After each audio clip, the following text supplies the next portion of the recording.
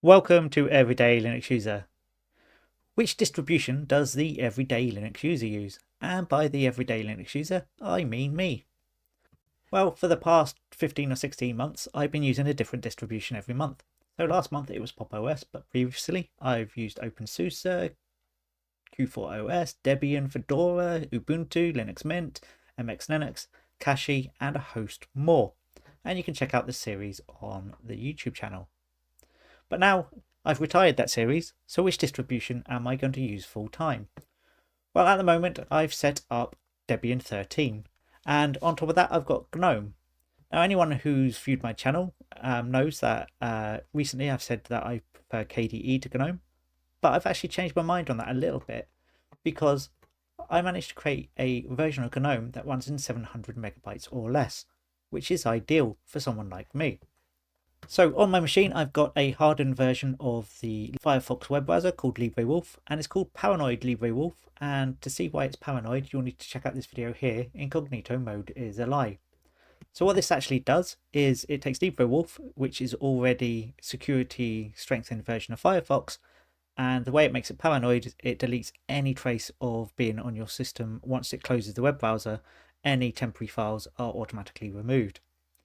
Now, other than that, we've got the Gnome Nautilus file manager, and that's the best you're going to get for Gnome, or indeed on Linux probably. Gnome terminal, we've got Gnome boxes, I'll come back to that. Gnome text editor, got Kdenlive, which is the only KDE centric application on this machine.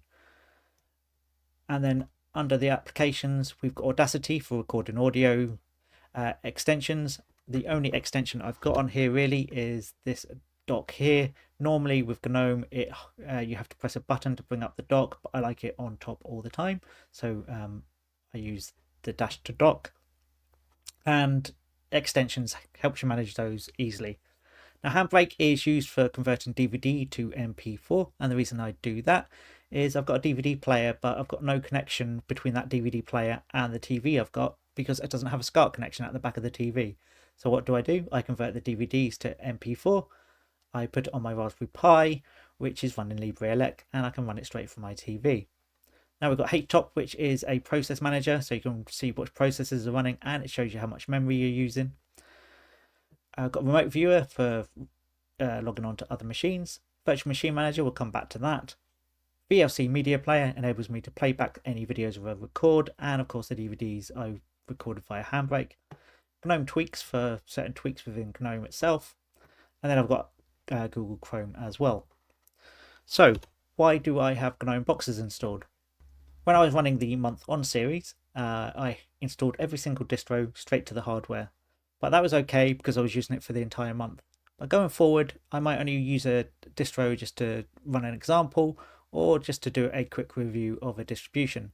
Now, I don't want to keep replacing the distro on my machine, so I'm using virtual machines for that. And Gnome Boxes is great for spinning up virtual machines. And you can see I've got Microsoft Windows here as a virtual machine. I am not dual booting. And the reason for that is I barely use Microsoft Windows at all. I only ever use it to actually show how to create a USB of another distro so you can then install it as a distro on your machine. So it doesn't warrant a whole partition on my drive. Now, Windows in a virtual machine doesn't run as well as it does as a dual boot. I will level it up front, but Linux distros all run perfectly fine as virtual machines. Now, to create a virtual machine in Gnome Boxes, all you have to do is click Install from File, go to wherever your ISO images are. Say I pick the Debian one. All I have to do is type Debian here. And you can see I can then set the memory to what I want it to be. So say I want 8 gigabytes, I can do that. I can and then choose my storage limit. And you can even choose whether it's UEFI or BIOS and then click Create. And when you click Create, it can go through the entire install process, or you can use it as a live image, and it enables you to spin up a virtual machine of a distribution very, very quickly. So if that's the case, why have I got Virt Manager installed? Well, Gnome Boxes enables you to spin up a virtual machine very quickly. Virt Manager uses the same technology underneath as Gnome Boxes, which is libvirt, but it gives you fine detail. So for instance, if I go into the light bulb of the anti-X here, I can do things like enable shared memory. I can pass through a PCI device. When I'm doing reviews of distros, what I want to do is share my Wi-Fi, because by default, when you use a virtual machine, it passes it through as an Ethernet. So you get your connectivity, but you don't have Wi-Fi access. You have it almost as it's an Ethernet connection.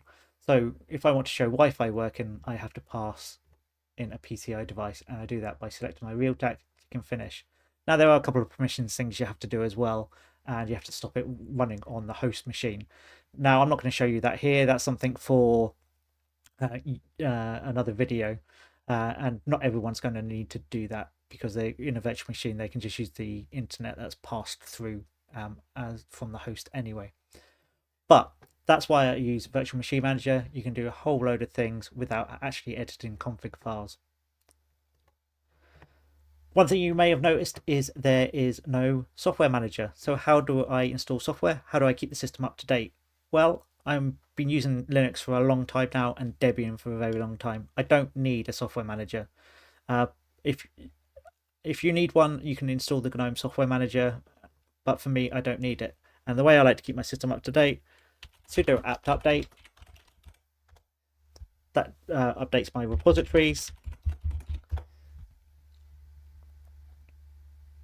And then you can see it saying there's upgradable application set, so I can do sudo apt upgrade. And you can see there's 14 ready to upgrade, and that's the size, and these are the things that it's upgrading. I'm not going to do that now in case it affects the video, but that's how you do it. And there's also Flatpaks installed as well, so like Flatpak update, looks for the updates, you can install them there. Now obviously when you're using GNOME Software Manager, it will control your updates for you, but what I find with that is it can install them and start downloading them when you're not looking for them. And I find that GNOME software tool quite memory intensive, and it's quite slow to run. Now I've been using the terminal long enough that I can install and add and remove applications using apt and Flatpak probably much quicker than I can in GNOME Software Manager, which is why I have it this way.